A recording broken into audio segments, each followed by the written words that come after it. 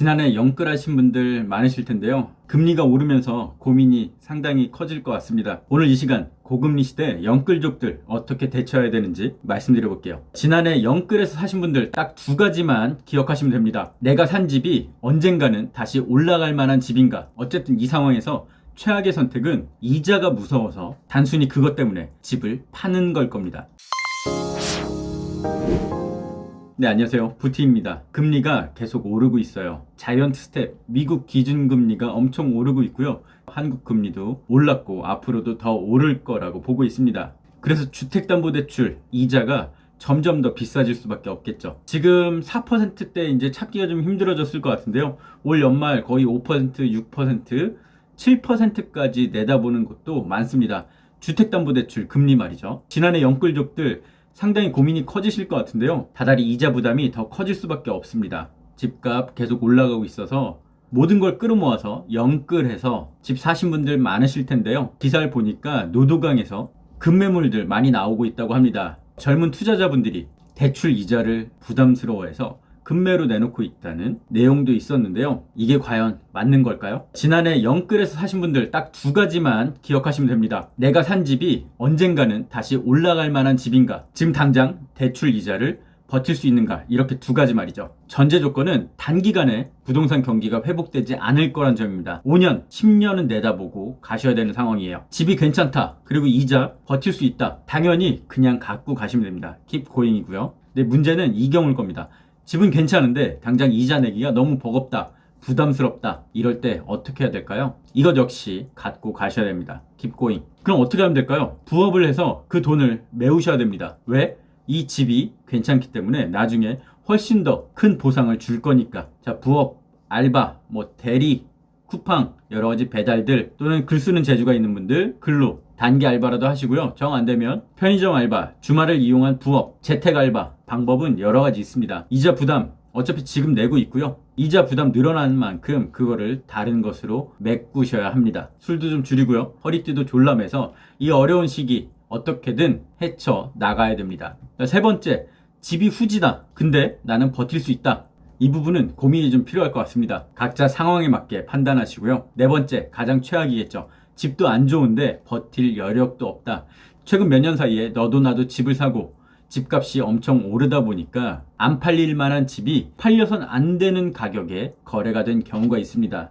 자, 지금 내가 갖고 있는 집을 객관적으로 한번 살펴보십시오. 앞으로 5년, 10년 내에 발전 가능성이 있는지. 근데 이게 답이 없다. 그리고 나는 지금 대출 이자가 너무 버겁다면, 삶에 큰 지장을 줄 정도라면 과감하게 정리를 하십시오. 급매로, 초급매로 던지셔야 돼요. 어쨌든 이 상황에서 최악의 선택은 이자가 무서워서 단순히 그것 때문에 집을 파는 걸 겁니다. 더구나 1주택 실수요자라면 말이죠. 자, 1주택이 있는데 이자가 무서워서 판다. 팔고 나서 무주택자가 되면 집에 들어가는 비용이 없을까요? 팔고 나서 또 안 사면 전세든 월세든 들어가야 될 겁니다. 먼저 월세 한번 생각해 보시죠. 월세, 결국 집에 대한 비용이 더 들어가는 겁니다.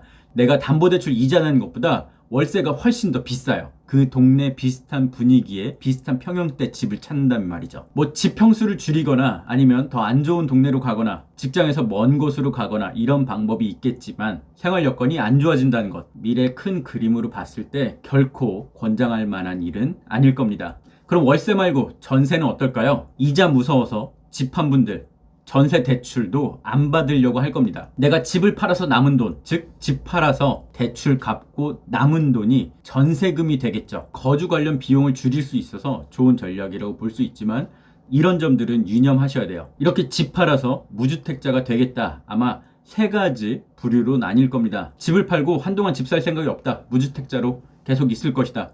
이런 분들께는 제가 딱히 드릴 말씀은 없을 것 같고요. 두 번째, 집을 팔아서 청약을 노리겠다. 아주 좋은 전략입니다. 문제는 청약 당첨됐을 때의 계약금이 되겠죠. 내가 집 한 돈 몽땅 전세 보증금으로 넣어놨으니까요. 계약금이 없을 수도 있습니다. 이거 대비해 두시고요.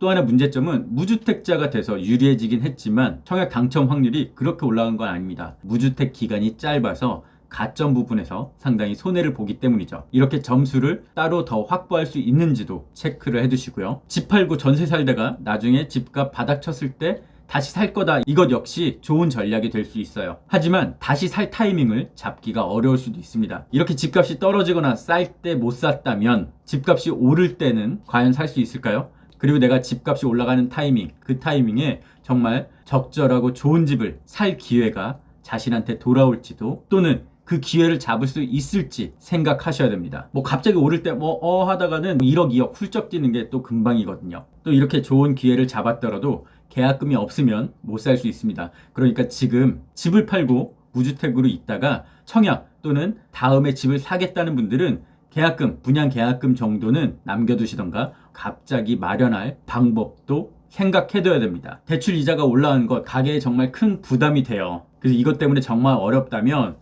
그 근원을 해결하는 법, 그 골칫덩이를 없애는 법, 즉 집을 팔아버리는 것도 방법일 수 있겠는데요. 궁극적으로 이 집이 가진 가치가 앞으로의 포텐이 얼마나 되는지는 꼭 생각해 두시고요. 집이 좋은데 대출 이자 때문에 팔아야만 할 것 같다. 이 경우엔 부업을 하든 알바를 하든 다른 수입을 늘리시길 바랍니다.